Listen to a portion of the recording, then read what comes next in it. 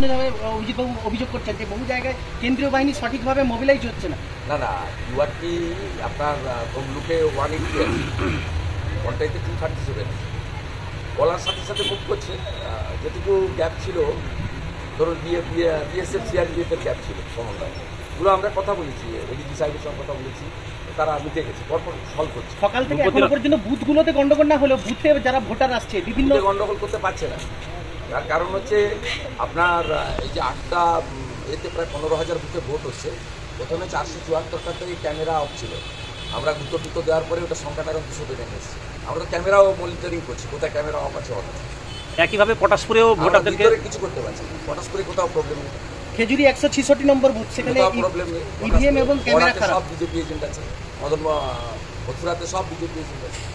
নইপুর এলাকায় কিছু ভোটারদেরকে ঢুকতে বাধা দিচ্ছিল শাসক দল তৃণমূল। যেখানে লোকজন বেশি আছে একটু করছি, তো মেজর কোনো বিষয় নেই। আমরা ভোর 5টা থেকে প্রায় মনিটরিং করেছি। আমাদের সাংগঠনিক শক্তির থেকেও বেশি এজেন্ট আমরা দিতে পেরেছি। ইভেন মাইনরিটি দিতেও বহু মাইনরিটি যুবক ছেলেরা এজেন্ট হিসেবে এসেছে, যেটা 21 সালে আমরা পাই। জেলাটা আপনার হাতের তালুর মতো চেনা, জেলাটা আপনার হাতের তালুর মতো চেনা। এখনো পর্যন্ত সকাল থেকে যে এই গোটা এলাকাটাই যেখানে ভোট হচ্ছে হাতের তালু। তো এমন দেখছেন এখন অবধি যা পরিস্থিতি, এখন অবধি সমস্ত খবরটা তো আপনার কাছে আসছে।